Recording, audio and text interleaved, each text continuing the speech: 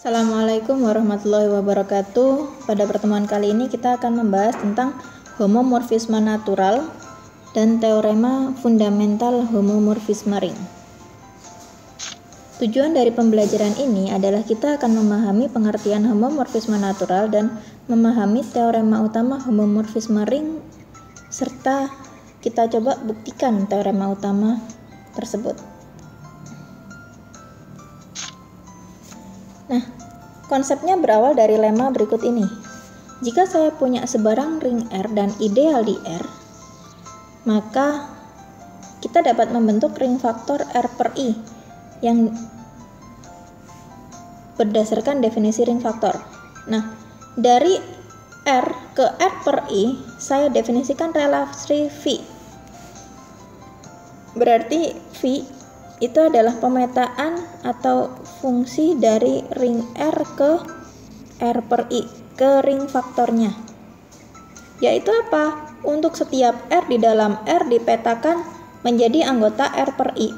Definisi R per I apa? R ditambah I.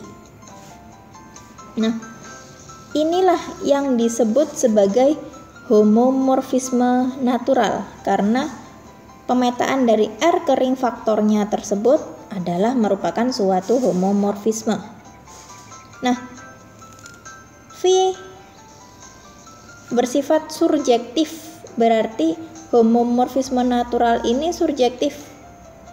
Apa surjektif berarti? Epimorfisme. Lebih lanjut, kernel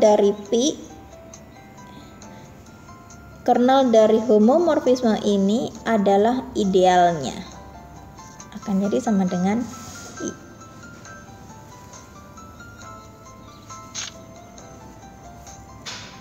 Nah, teorema berikutnya itu mengatakan kalau saya punya sebarang ideal dari ring I dan kita bisa bentuk ring faktor R per I, jika saya memberikan sebarang subring S dari R yang memuat I, maka I-nya juga ideal dari S. Oleh karena itu dapat pula dibentuk ring faktor dari S per I. Nah, ring faktor S per I. Nah, mudah dipahami bahwa ring faktor S per I merupakan subring dari R per I. Ya. Jadi teorema ini menjelaskan korespondensi satu-satu antara semua subring R yang memuat I dan himpunan semua subring dari ring faktor R per I. Jika saya punya sebarang ring R, I-nya ideal, maka akan terdapat korespondensi satu-satu dari himpunan semua subring di R yang memuat I dan himpunan semua subring dari ring faktor R per I. Teorema berikutnya, kaitannya ini adalah teorema utama dari homomorfisme ring. Misal, saya punya ring R ke R aksen, saya definisikan fungsi F homomorfisme dari R ke R aksen, I-nya ideal di R. Dengan ideal ini itu himpunan bagian dari kernel F. Nah, dari lema kita bisa buktikan bahwa V yang dibentuk dari R ke ring faktornya adalah homomorfisme natural. Maka dari itu akan terdapat dengan tunggal suatu homomorfisme dari R per I ke R aksen, sehingga F-nya adalah H bundaran V. Nah, bundaran di sini apa? Komposisi. Lebih lanjut, H merupakan monomorfisme jika dan hanya jika I-nya persis sama dengan kernel F. Nah, buktinya bagaimana? Oke, kita bentuk dulu relasi H-nya. Ya, didefinisikan relasi H-nya dari R per I ke R aksen. Dengan definisi apa? Nah, domainnya R per I. H R plus I, ini kan akan jadi sama dengan R aksen. R aksen itu range dari fungsi f R. Berarti saya bisa kaitkan V H. Katakan saya punya R ke R aksen. Ini kan F dari sini. Kemudian saya bisa bentuk V ke ring faktornya R ke R per I, di mana I-nya ideal dari R. Ini V, homomorfisme naturalnya. Maka kita bisa bentuk homomorfisme dari sini H dengan definisi berikut ini tadi. H dari R plus I akan persis sama dengan FR-nya.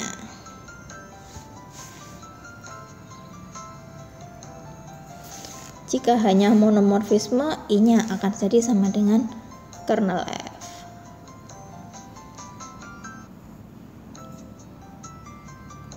Nah, secara garis besar seperti ini, buktinya bisa dipahami lebih detail.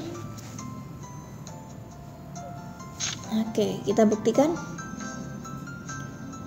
Tadi relasinya akan ditunjukkan bahwa dia homomorfisme kan ya. H, tulis ulang ya, H dari R per I ke R aksen, yaitu H R plus I sama dengan FR. Homomorfisme atau bukan? Berarti ambil sebarang anggota domainnya,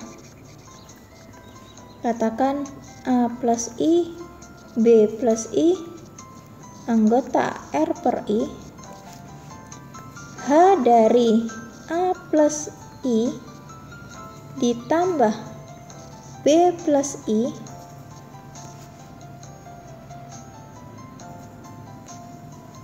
berarti akan jadi sama dengan H dari A ditambah B plus I.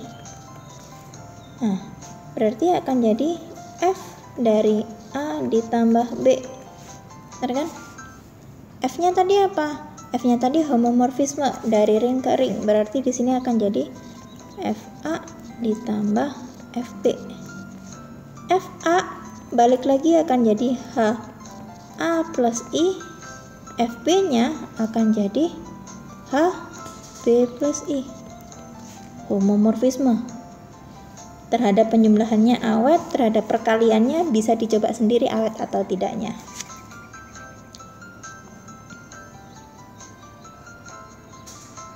Nah, jadi H-nya merupakan homomorfisme.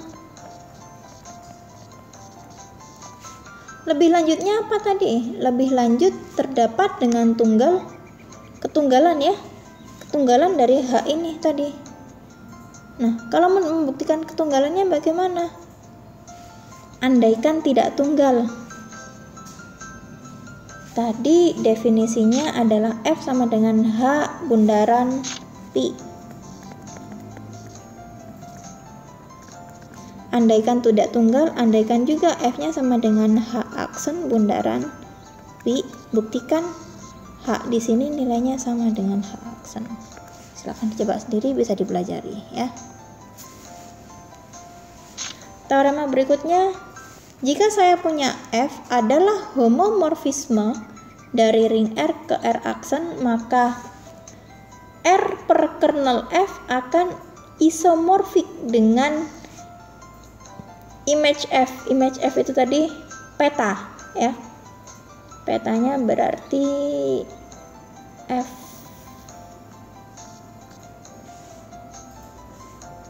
R. Nah, ini image F. Ini sama. Contoh, saya punya ring Z dan ring Z6. Saya bentuk pemetaan dari Z ke Z6. F dari Z ke Z6, di mana Fn-nya akan jadi sama dengan N modulo 6. Dapat dengan mudah ditunjukkan bahwa F-nya merupakan homomorfisme.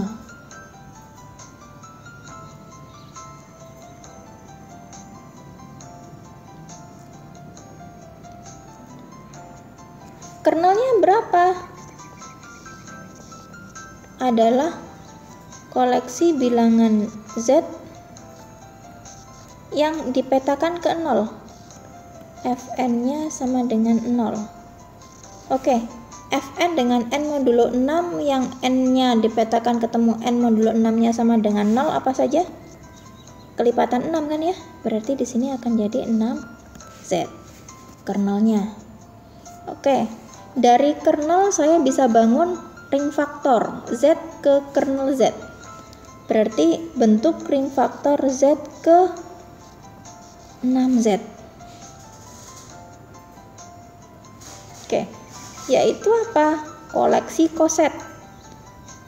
Z per 6Z sendiri adalah koleksi koset-koset dari 6Z, benar ya? Berarti di sini isinya adalah A plus 6Z, di mana A-nya anggota Z. Ya enggak? Kemudian, kita bisa gambarkan tadi F dari Z ke Z6. Bisa kita bangun homomorfisme natural dari Z ke Z per 6Z.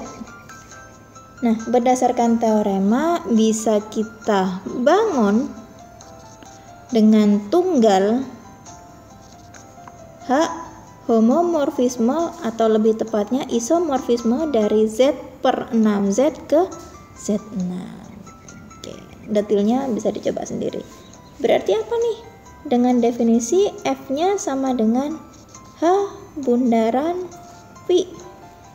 Berarti H-nya tadi yang sebelumnya ya, H berisi Phi. Dikenakan kemana? Ke Z.